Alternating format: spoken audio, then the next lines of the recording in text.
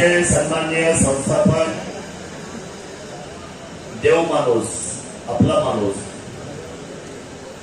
कैलासवासी देवतेश्वर शेरकर बाबांचा आज 95वा जयंतीचा कार्यक्रम या ठिकाणी संपन्न होता आणि या जयंतीचा औचित्य साधून आज 42वी वार्षिक सभासदांची या ठिकाणी संपन्न होते। आजच्या कार्यक्रमाला सन्माननीय चेअरमन, व्हाईस चेअरमन तथा सर्व संचालक मंडळ आणि खरं तर राजकीय व्यवस्थेतले आमचे सर्व सहकार खाता असेल, राजकारण असेल, शैक्षणिक असेल, या विविध क्षेत्रातील सर्व सन्माननीय आदिमाजी पदाधिकारी उपस्थित, पत्रकार बंधू उपस्थित, सर्व शेतकरी, उत्पादक, या कारखान्याचा सर्व सेवक वर्ग, अधिकारी वर्ग, या कारखान्याला खरं तर नेहमी वरच्या स्थानावर यांनी ठेवलंय। मी नेहमी सांगत असतो, भारताचं मेडल हे भारताने देत नाही त्या खेळणाऱ्या माणसाला, खेळणारा माणूस भारताला मेडल देतो। विज्ञानला जे मेडल दिले ते या भेटेवाल्यांनी दिले, माझ्या उत्पादकांनी दिले आणि माझ्या शेतकऱ्यांनी दिलं आहे। आणि म्हणून मी त्या भेटेवाल्यांचं कौतुक करतो की तुमच्यामुळं आज आम्ही सगळी मंडळी जी आहे या विज्ञानची आज राज्यामध्ये, देशामध्ये आम्ही चांगल्या पद्धतीची उंची गाठू शकतो। मी धन्यवाद देतो आपल्या सर्वांना। आणि 42वी वार्षिक सभा प्रश्न उत्तरांनी आपल्या मनातल्या भावना ज्या आहेत त्या अतिशय साध्या पद्धतीने, सरळ पद्धतीने मांडून आपल्याला जे हवं आहे, जे आपल्याला वाटतंय आणि मागण्याची, वाटण्याची हा एकच दिवस असतो वर्षातला। संजय राव म्हटले की बाबा आता मी काय बोलणार नाही, वार्षिक सभा आहे, मी आता शुभेच्छा देऊन निघून जातो। तसं नाही, आजचा दिवस शेतकऱ्यांचा दिवस आहे, आजचा दिवस हा सभासदांचा दिवस आहे, सहकाराचा आजचा दिवस हा अतिशय सुवर्ण अक्षरांचा दिवस असतो। या सगळ्या मंडळींसाठी जी मंडळी पायाला बेगा पडतपर्यंत काम करतात, लाईट नसेल तर लाईटीच्या व्यवस्थेची नेहमी संघर्ष करतात, माझा ऊस जळू नये, माझा ऊस ते मोठ्या पोरापेक्षा जपतात, अशा सगळ्या कष्टकऱ्यांचा आजचा हा दिवस आहे। कधी कधी असे चेअरमन साहेब प्रसंग घडले की ऐन उन्हाळ्याला ऊस घेऊन जायचे 2 दिवसावर डेट आली, दिवस आलाय आणि आदल्या दिवशी ऊस शॉर्ट सर्किटने जळाला। दोरवडला घटना झाली, ओतूरला घटना झाली, उमरजला घटना झाल्या। अशा वेळेला त्या शेतकऱ्यांच्या डोळ्यातले पाणी, अक्षरशः बेटाकुटीला त्याचा सगळा जीव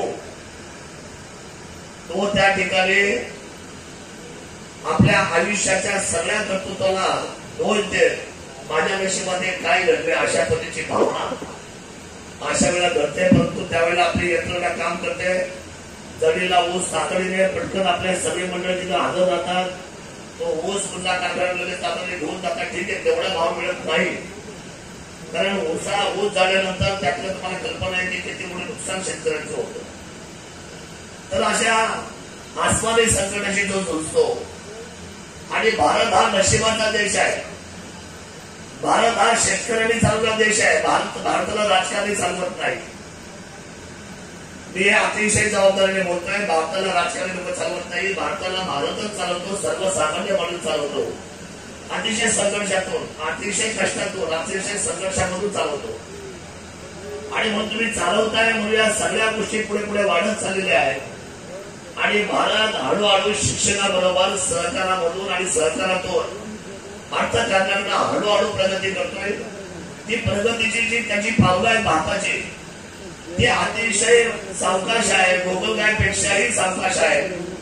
कारण बाकीच्या राष्ट्राने जी प्रगती केलेली आहे, जगामध्ये ब्राझीलची जी प्रगती आम्ही पाहतोय, चायनाची जी आम्ही प्रगती पाहतोय आणि जगातल्या इतर देशांची आम्ही ज्या प्रगती पाहतोय, त्याच्यामध्ये आपलं राजकीय इच्छाशक्ती जे आहे ते अतिशय अवघड आहे। आणि म्हणून शेर बाबाने जे स्वप्न पाहिलं आणि आपल्या कारखान्याच्या बाबतीमध्ये जो निर्णय केला, ते शेर बाबाला आपल्या सर्वांच्या वतीने आपण खूप मनापासून त्यांच्या चरणाला हात लावून आपल्या सर्वांच्या वतीने धन्यवाद देतो. पंचनामा जयंती दिवशी बाबा तुम्ही होते म्हणून हे काम देणं उभी राहिली आणि जुन्नरचं नाव मोठं झालं, आमच्या शेतकऱ्यांना माध्यम मिळालं. हे मला आपल्या सर्वांच्या माध्यमातून शेर बाबाला जोपर्यंत आपलं आयुष्य आहे तोपर्यंत आपण त्यांना धन्यवाद दिले पाहिजे. शेरमन साहेब, तुमचे गाणं अतिशय मला आवडतं. खूप मी त्या गाणं खूप नाचतो, मन मोकळ्या मनाने. छान बरोबर गाणं. महाराष्ट्रात एक नंबर विघ्नर विघ्नर विघ्नर आणि विघ्नरचा ढाण्यावाद सत्यशील माझ्या ढाण्यावादाला विनंती आहे. शेतकरी जे पोटा आहे त्यांच्या वतीने विनंती आहे, एक नंबर खाली येऊन द्यायचा नाही. बघा मला 5 वर्षे भेटली, वाणिकेचा इथंच होतो राज्यात, पण नाव नाही मला येऊन दिला या शिवभूमीचं. आन बान शान ताकद लावली. लोक म्हणली काय बाबा हा काय जेव्हा लावणार, हा कोणता एक. पण एकच माणसं पराक्रम करतात, एकच माणसं इतिहास करतात. शिवरायांनी इतिहास केला की नाही? डॉक्टर बाबासाहेबांनी इतिहास केला. अहमदाजी माझ्याशी बोला. इतिहास आपल्या महापुरुषांनी घडवलाय. इतिहास निवडते शेठ शेतकऱ्यांनी घडवलाय आणि निवडते शेठ शेतकऱ्यांच्या कुटुंबातलं रक्त तुमच्या अंगात आहे. महाराष्ट्रातला सगळ्यात एक नंबरचा भाव विघ्नरने दिला पाहिजे. माझी माननी आल्या सगळ्या शेतकऱ्यांच्या वतीने द्यायचा आपण. दादा काय काळजी नाही, आम्ही आहे ना बरोबर. आम्ही आपल्या बरोबर होतो आहे, राहिलेलोच आहे सतत.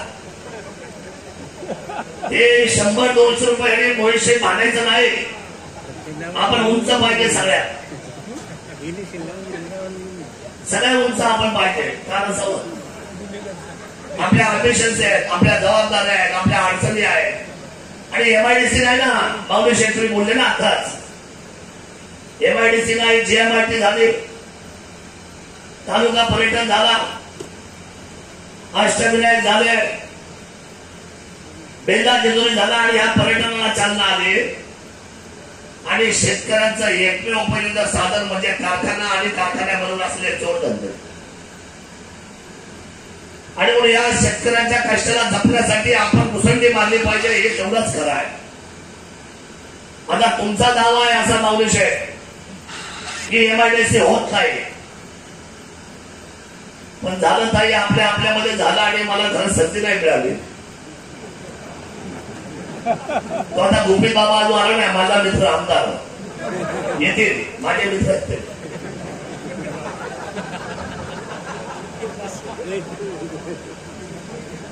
मी आपल्याला सांगतो प्रामाणिकपणे, या तालुक्यामध्ये पारनेरच्या आणि शिंदेवाडीच्या बाउंड्रीवर लोकांची मानसिकता आहे. पोखरी दादा, अशोक दादा, आणि आपण GMLTच्या बाहेर आहोत. GMLT त्या ठिकाणी येत नाही, त्या कार्यक्षेत्रामध्ये पोहोचत नाही. त्या वेव्हच्या आपण बाहेर आहोत. तुमच्या माहितीसाठी सांगतो आज मी आपल्याला प्रामाणिकपणे सांगतो, स्वप्न अपूर्ण राहिलेलं आहे. माझं नाही, तुमचं, रोजगाराचं, मुलांचं, भविष्याचं, माझं नाही. जर तिथे आपण सकारात्मक शासनाने उद्योगमंत्र्यांनी मागच्या वेळेला रोजगाराच्या निमित्ताने या तालुक्याचा विचार केला आणि शिंदेवाडीच्या कोपऱ्यापासून तर पोखरीच्या अंतर टप्प्यापर्यंत 2 तालुक्याची MIDC जवळजवळ 150 असलेल्या मोठ्या असलेल्या कंपन्याला त्या ठिकाणी आमंत्रित करून आपण MIDC करू शकतो. आपली सगळी मुलं तिथं बऱ्यापैकी कामाला जाऊ शकतात. पण जाऊ दे, आता तो गोंधळ झाला. अजूनही खूप मोठा गोंधळ आहे. काय होईल मला माहित नाही, उद्या बघू. पण आपण म्हटल्याप्रमाणे माऊलीश आहे, शरद दादा राजकारण बोलत नाही. शरद दादा कधीच फाऊल करत नाही, चौकटीच्या बाहेर बोलत नाही. ती विधानसभा गाजवलेला माणूस आहे. मी आजही सांगतो, सहकार्याच्या व्यक्तिमत्वाला आपण साथ दिलेली आहे. आपण त्यांच्या क्षेत्रामध्ये कोणी घुसलो नाही, त्यांनी आपल्या बाहेरच्या क्षेत्रात घुसू नये, म्हणजे शेतकरी जाग्यावर नाही. मैत्री खात्याचा सल्ला आहे, घेतला तर बरा आहे, नाही घेतला तरी बरा आहे. लग्नाचा लाडू खाला तरी गोड आहे, नाही खाला तर पश्चाताप आहे, खाला तरी पश्चाताप आहे. मी आपला सन्मित्र आहे, नातेवाईक आहे, जवळचा आहे, आपला आहे. बाकीचे मागून पुढे बोलतील, मी सरळ बोलणार. पण दादा, हा कारखाना आपल्याला खूप चांगला चालवायचा आहे, सगळ्यांना तुम्ही चालवतच असेल. मी एक का बोलतो, अधिकारवाडीने ज्या वेळेला सोपान शेठ गेले त्यावेळेला मी विद्यमान होतो, तालुक्याचा आमदार. आणि दादा अतिशय नवखे होते. अशोक दादा आणि ही सगळी जुनी मंडळी, कट्टू साहेब असली सगळी जुनी मंडळी, यांनी दादाला मोठ्या प्रश्न जवळ घेतलं, रडू नाही दिलं अशोक दादांनी आणि या सर्वांनी. आणि त्यांना सांगितलं की आपण ही पुन्हा एकदा, कारण सोपान शेठ इतके लवकर जातील, आणलं जातील असं मला वाटलं नाही. ते त्यावेळेला विद्यमान चेअरमन होते सोपान शेठ. आणि अचानक एखादी गोष्ट घडावी आणि ते घडलं, आजारपण आलं आणि सोपान शेठ आपल्यातून फार लवकर नोकरी घेऊन पुण्याला भेटायला. ज्या दिवशी गेलो त्या दिवशी त्यांच्या गाडीच्या पाठीवर माझी गाडी होती. आव्हान कोसळलं होतं आपल्या सहकारावर, आपल्या बिरनाथ परिवार होता, आपला परिवार आहे. पण सत्यशील दादांना मी जवळ करून सांगितलं, काळजी करू नका, आमदारकीची जबाबदारी जी आहे ती स्वीकारली जाईल. या तालुक्यामध्ये मी आशाताईला भेटलो ताईतून म्हणून सहकार्य केलं. मी भिंकेपर्यंत जाऊन भेटलो, तेव्हा ते आमदार नव्हते.